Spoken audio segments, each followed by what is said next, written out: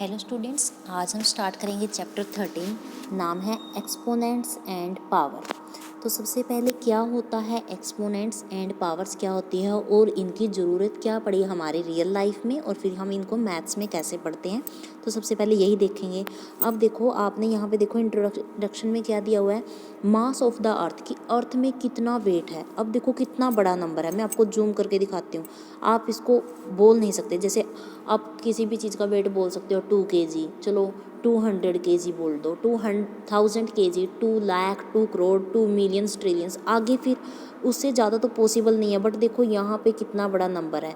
अब इसको रिप्रेजेंट करने के लिए हमने क्या सोचा कि ये जितनी भी जीरो हैं, क्यों ना हम जीरो को पावर्स में कन्वर्ट कर दें। मतलब कि हम क्या कर सकते हैं कि 597 को तो एज इट इज़ लिख दें और फिर बाद में जीरो काउंट कर लें कि कितनी है। जैसे 3 का पेयर 3, 6, 9, 12, 15, 18,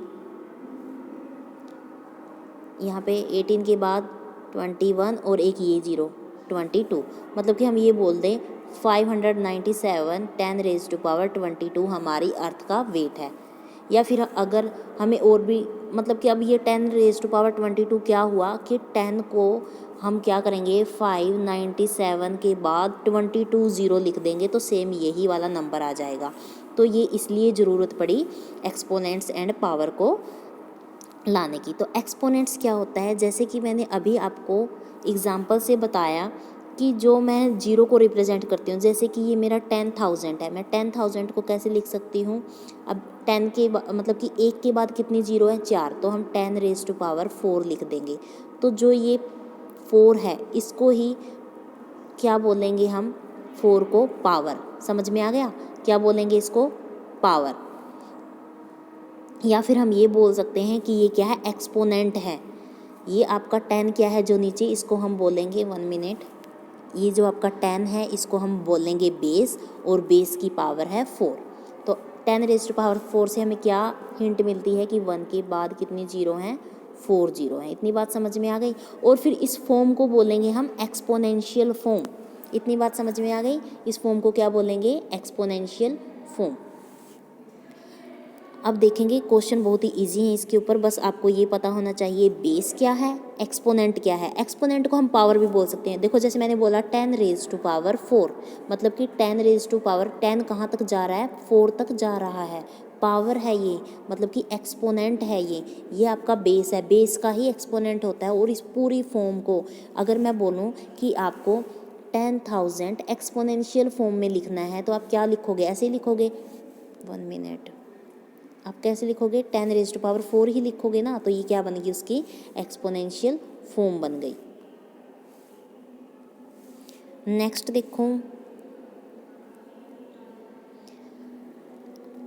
एग्जाम्पल से स्टार्ट करवाती हूँ। यहाँ पे वो बोल रहे हैं कि आप 256 को पावर में रिप्रेजेंट करो और 2 की पावर में ही होना चाहिए।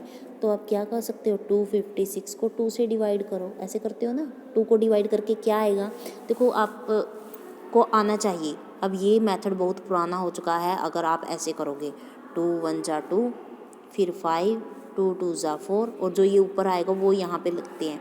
तो अब आपको ये वाला मेथड बिल्कुल भी नहीं करना, आपको अब ये वाला यूज़ करना है। 256 को आप 2 से डिवाइड करोगे तो सबसे पहले 1 पे जाएगा, 1 लिखो, फिर 2 पे जाएगा, फिर 1 कैरी बचा, 16 बच गया ना, फिर 2 8 जा 16, फिर 2 6 जा 12, 12 तो पूरा हो गया, 8 2 4 जा 8, नेक्स्ट 2 3 जा 6, 2 2 जा 4, नेक्स्ट 2 1 जा 2, 2 6 जा 12, नेक्स्ट 2 8 जा 16, नेक्स्ट 1 मिनट, 8 पर थे हम, तो 2 4 जा 8, नेक्स्ट 2 2 जा 4। तो अब क्या करना है, हमें जितने भी 2 आए इनको काउंट करना है। जैसे 1 2 3 4 5 6 7, और एक सबसे नीचे था हमारा 8। तो कितने 2 बन गए हमारे,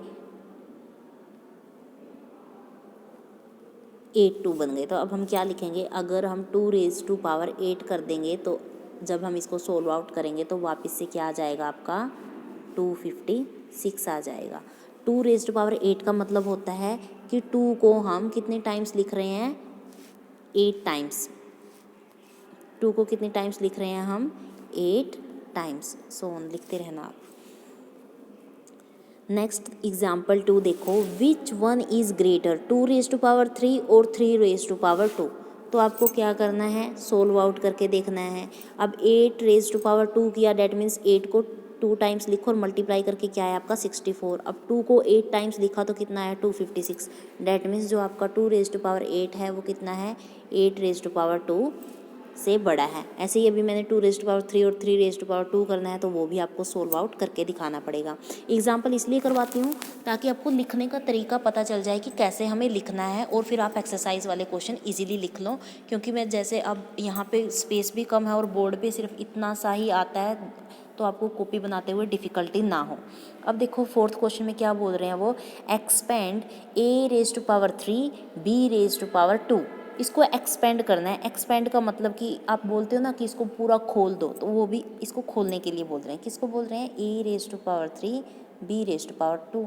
मतलब a⁻³ मतलब कि 3 times a and b 2 times. तो ये आपने पूरा ओपन कर दिया, बस यही बोला था उन्होंने। ओपन करना आ गया, इसको भी कर सकते हो। बस जो भी पावर है ना उतने ही टाइम्स वो आपको लेटर लिखना है। जैसे b को b⁻³ दी है तो मतलब कि 3 बार b को लिखो, a⁻² दी हुई है तो 2 बार a को लिखो। बहुत ही आसान है। नेक्स्ट क्वेश्चन देखो, express the following number as the product of power of prime factor. आपको प्राइम फैक्टर, प्राइम क्या होते हैं प्राइम नंबर, प्राइम नंबर वो होते हैं जो 1 और अपने खुद से ही डिवाइड होते हो और किसी से डिवाइड नहीं होंगे। अब 72 को इतना छोटे पार्ट्स में तोड़ दो कि हम उसको पार्ट में लिख के, देखो ये वाला तरीका भी ठीक है, बट ज़्यादातर बच्चे ये वाला करते हैं। जैसे 72 को आप डिवाइड करो, 2 3 × 6 तो बचा 1 तो बन गया 12, 2 4 × 12। नेक्स्ट 2 1 × 2 बचा 1 तो 2 7 × 14। नेक्स्ट 17 है, 2 4 × 12 नहीं बेटा, गलती कर दी यहाँ पर, 1 मिनट। यहाँ पर 6 जा होता है 12, बात समझ में आई। यहाँ पे 2 6 जाए, फिर यहाँ पर बन गया 18। नेक्स्ट 2 9 × 18। अब 9 तो 2 से डिवाइड नहीं होगा तो किससे डिवाइड करोगे, 3 3 3 × 9। अब क्या लिखना है, 2 कितनी टाइम्स है 1 2 3 तो 3 टाइम्स। ऐसे ही 3 कितनी टाइम्स है 2 टाइम्स, तो 2 पावर कर दो। बात समझ में आ गई। आप ऐसे भी कर सकते हो जैसे आपको मैथ में दिखाया गया है। 1 मिनट, मैथ वाला तरीका भी बता देती हूँ। अब आपको क्या दिख रहा है कि 72 2 से डिवाइड होता है तो 36 2 × 72 होता है। फिर फर्दर 2 को एज इट इज़ 36 क्या होता है, 36 को फर्दर तोड़ दो आप, क्या होता है आपका 18 2 × 36 होता है। फिर ये दोनों 2 एज इट इज़ रहेंगे। फिर आपको पता है 2 9 × 18 होता है। फिर ये 3 एज इट इज़ रहने दो, फिर आपको पता है 3 3 × 9 होता है। तो सेम ही आंसर आएगा, बट इसमें थोड़ी सी गलती हो जाती है बच्चों से, तो आप पहले वाला कर लेना। तो ये सभी के सभी ऐसे ही है। एग्जाम्पल 6 देखो, वर्क आउट। अब यहाँ पे ये 1⁻² के ऊपर इसलिए दिखाया गया है कि कई बार हमें -1 और 1 को सोल्व आउट नहीं करना आता। तो सिंपल सी वो बात ये बताते हैं, अगर 1 की पावर आपकी इवन हो, बात समझ में आ रही है, इवन मतलब कि 1⁻², 1⁻4 या फिर 1 की नहीं तो -1 की, जो भी हो उनका आंसर हमेशा 1 ही आएगा। और अगर -1 की पावर ओड हो, ओड मतलब कि 1 3 5 7 9 सो ऑन, तो आपका आंसर हमेशा -1 ही आएगा। इतनी बात समझ में आ गई। कोई भी नंबर हो अगर उनकी पावर ओड होगी तो माइनस नहीं आता, सॉरी, अगर कोई भी नंबर हो, मान लो आप -16 स्क्वायर कर रहे हो, तो जो भी आपका आंसर आएगा वो माइनस में नहीं आएगा, वो प्लस में आएगा। और अगर यहाँ पे 2 के प्लेस पे 3 हो तो क्या होगा, आपका आंसर प्लस में नहीं माइनस में आएगा। वो सिर्फ ये बात बोल रहे हैं। नेक्स्ट देखो आप 13.1 एक्सरसाइज, वो बोल रहे हैं फाइंड द वैल्यू ऑफ 2⁻6। मतलब कि आपको 2 को 6 टाइम लिखना है, 2 times 3 times 4 times 5 times and 6 time. अब क्या करना है, इनकी सबकी मल्टीप्लाई करनी है, आपका आंसर आ जाएगा। बहुत आसान है। सेकंड क्वेश्चन बोल रहे हैं express the following in exponential form. Exponential form में मैंने बताया था बेस के ऊपर आपको एक्सपोनेंट लगाना है और उसको हम बोलेंगे एक्सपोनेंशियल फॉर्म। तो आपको दिख रहा है कि जो 6 है ना वो 4 टाइम्स है, that means 6 raise to power 4। ये बन गई आपकी exponential form of first part. अब टी क्या है, 2 टाइम्स है, तो मतलब टी रेज टू पावर 2। ये बन गई आपकी exponential form of second part. Next देखो, नेक्स्ट मैं आपको करवा रही हूँ 6th। यहाँ पर क्या है आपका a कितनी बार है 3, that means a raise to power 3। c कितने टाइम्स है 4, that means c raise to power 4। d आपका अकेला है तो एज इट इज़ रहने दो। तो ये आपकी क्या बन गई, एक्सपोनेंशियल फॉर्म। नेक्स्ट क्वेश्चन देखो, express each of the following number using exponential notation. वही एक्सपोनेंशियल फॉर्म में लिखना है, मतलब कि वही वाला तरीका 5 1 2। पहले 2 पर चेक करोगे, 2 से डिवाइड होता है तो ठीक है, फिर 3 4 5 6 सोन करना है। अब 2 2 ज़ा 4, 2 5 ज़ा 10, सो 2 6 ज़ा 12, ऐसे ही करोगे।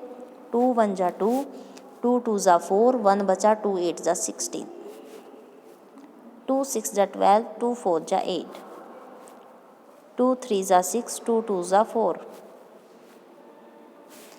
नेक्स्ट 2 1 ज़ा 2 एंड 2 6 ज़ा 12। अगर आपको फिर भी लगता है कि हमसे कुछ गलती होगी तो दोबारा ऐसे मल्टीप्लाई करके देख लिया करो। 16 2 ज़ा क्या होता है 32, समझ में आ गया। 32 2 ज़ा कितना होता है 64। इससे हमारा क्रॉस चेक हो जाता है। आगे क्या है, 2 8 ज़ा 16, 2 4 ज़ा 8, 2 2 ज़ा 4। कितने 2 हैं, 1 2 3 4 5 6 7 8 9। तो आप क्या करोगे, आपका आंसर आ जाएगा 2 रेज टू पावर 9। तो ये आपकी बन गई एक्सपोनेंशियल फॉर्म। एक्सपोनेंशियल फॉर्म बोल लो या एक्सपोनेंशियल नोटेशन यूज़ कर सकते हो आप। अब देखो फोर्थ क्वेश्चन में क्या बोल रहा है, identify the greater number wherever possible in each of the following. आपको ग्रेटर नंबर बताना है तो क्या करोगे, जैसे 4 रेज टू पावर 3 है और 3 रेज टू पावर 4 है, यहाँ पे पता नहीं कौन सा साइन आएगा, ग्रेटर देन और लेस देन, तो आपको सोल्व करना पड़ेगा। 4 को 3 टाइम्स लिखो और मल्टीप्लाई करो, ऐसे ही 3 को 4 टाइम्स लिखो और मल्टीप्लाई करो। जिसका भी मल्टीप्लाई बड़ा आएगा तो आप बड़ा लिख सकते हो। जैसे कि ये आएगा 81 और ये आएगा 64। 81 बड़ा है तो आप ये वाला साइन लगा दोगे। आसान है बिल्कुल, जल्दी जल्दी करना ताकि आपकी कॉपी भी कंप्लीट हो और जल्दी से आपका सिलेबस कंप्लीट हो। रिवीजन आपकी लास्ट से स्टार्ट करेंगे क्योंकि ये स्पीडली चैप्टर करवा रही हूँ मैं। आगे देखो 5th question, express each of the following as product of power of their prime factor. अगर आपके क्वेश्चन कैसे भी हो आप कंफ्यूज मत होना। अगर वो बोलें कि आपको इस नंबर को ऐसे एक्सप्रेस करना है कि उनकी पावर प्राइम नंबर में हो, तो मतलब वो ये बोल रहे हैं कि आपको एक्सपोनेंशियल फॉर्म में ही लिखना है। दोनों क्वेश्चन सेम है, कंफ्यूज मत होना कि ये क्या बोल दिया। प्राइम फैक्टर भी तभी बनते हैं जब हम ये वाला मेथड यूज़ करके, क्योंकि वो 2 3 ही आते हैं ज़्यादातर या फिर 7, और वो आपके प्राइम ही होते हैं। अब जैसे कि आप 648 करोगे, इसको भी फर्दर 2 करोगे, 2 3 ज़ा 6, 2 2 ज़ा 4, 2 4 ज़ा 8, 2 1 ज़ा 2, 2 6 ज़ा 12, 2 2 ज़ा 4, 2 8 ज़ा 16, 2 1 ज़ा 2, 81 आ गया। तो अब 9 से नहीं करोगे, सबसे पहले छोटे से स्टार्ट करो। अब 2 से तो होगा नहीं, मतलब कि 3 से होगा। 3 2 ज़ा 6, 3 7 ज़ा 21, अब 3 9 ज़ा 27। अब यहाँ पे 9 आ गया तो 3 3 ज़ा 9। अब 2 को काउंट करो और 3 को काउंट करो, उसको पावर में लिख दो तो आपका आंसर आ जाएगा। सबसे पहले ये बहुत बच्चे गलती करते हैं कि वो मान लो ये 81 है, उसको डायरेक्ट क्या लिख देते हो 9 9 जा 18 और फिर 9 रेज़ टू पावर 2 लिख के आ जाते हैं। ये गलत तरीका है आपका। आप सबसे पहले छोटे नंबर से स्टार्ट करो कि जैसे 1 से तो जाएगा ही जाएगा, 1 से नहीं करोगे, 2 से स्टार्ट करोगे, 2 से हो रहा है या नहीं। 81 को आप देखोगे कि 2 से तो नहीं हो रहा, फिर मतलब 3 से हो रहा है या नहीं, तो 3 से ही करोगे आप। बात समझ में आई। फिर यहाँ पे 27 है, इसको भी आप डायरेक्टली बोल दोगे कि 9 3 ज़ा 27, नहीं, आपको छोटे नंबर पर ही करना है। 3 9 ज़ा 27, कुछ इस तरह से। यही आपका बेस्ट तरीका है और मार्क्स भी नहीं कटेंगे। नेक्स्ट देखो सिंपलीफाई करना है। सिंपलीफाई का मतलब भी बेटा वही है, आप 10 को 3 टाइम्स मल्टीप्लाई करोगे, फिर उसको 2 से मल्टीप्लाई करोगे। जो भी आपका आंसर आ गया आपने सिंपलीफाई कर दिया, मतलब कि मल्टीप्लाई कर करके आप एक आसान सा आंसर ले आई। यहाँ भी सिंपलीफाई है। यहाँ पे देखो सारे नंबर्स के अंदर माइनस की पावर दी हुई है। ये वही वाला कॉन्सेप्ट है कि अगर -4 की पावर 3 है डैट मीन्स आपका आंसर तो माइनस में आएगा। क्यों? क्योंकि ये आपका क्या है, ओड नंबर, और जब ओड नंबर होता है आपका आंसर पक्का माइनस में आता है। तो बचा क्या, 4 की 3 टाइम्स मल्टीप्लाई करना। 4 को अगर आप 3 टाइम्स मल्टीप्लाई करोगे तो 64 आएगा, आपका आंसर 64 आएगा। अगर आपको ये ओड इवन वाला फॉर्मूला नहीं याद रहता तो एक सिंपल कॉन्सेप्ट ये है कि आप क्या करोगे, यहाँ क्या करना है, -4 मल्टीप्लाई -4 मल्टीप्लाई -4। अब जैसे ही आपने इन दोनों की मल्टीप्लाई की 4 4 जा 16, और आपको पता है माइनस की माइनस के साथ मल्टीप्लाई होती है तो प्लस बन जाता है। फिर एक ये बच गया -4। अब 16 4 जा 64, और जब प्लस की माइनस के साथ मल्टीप्लाई होती है तो माइनस बन जाता है। तो ये फिर भी आपका आंसर -64 ही आएगा। नेक्स्ट देखो, कंपेयर दी फॉलोइंग नंबर। आपको नंबर को कंपेयर करना है तो यहाँ पे हम पावर में कर सकते हैं। बात समझ में आई? देखो एक में क्या है 10 रेज़ टू पावर 12 है और एक में क्या है 10 रेज़ टू पावर 18। अगर मान लो आपका एक साइड 2 रेज़ टू पावर 10 की पावर 12 है, 2.7 है, इसको 3 ही कंसीडर कर सकते हो, और यहाँ पर 1.5 है, इसको 2 कंसीडर कर सकते हो, और यहाँ पर 10 रेज़ टू पावर 8 है। तो 10 रेज़ टू पावर 12 मतलब कि 3 के बाद कितनी जीरो, 12, और यहाँ पर 2 के बाद कितनी जीरो, 8। तो ऑब्वियसली आपको पता चल जाएगा कि ये नंबर बड़ा है। एस्टिमेट लगाना है, मल्टीप्लाई मत करने बैठ जाना, या फिर आप 2.7 के बाद जीरो लगा सकते हो। आगे देखो 4 10 रेज़ टू पावर 14 और एक 3 10 रेज़ टू पावर 17। मतलब कि 4 के बाद अगर आप 14 जीरो लगाओगे और 3 के बाद 17 जीरो लगाओगे तो कौन सा वाला नंबर बड़ा है। ऑब्वियसली ये खुद आप करोगे, ये मैं नहीं बताऊंगी। ओके, तो इसी के साथ आपकी एक्सरसाइज कंप्लीट होती है। Thank you, make a nice day.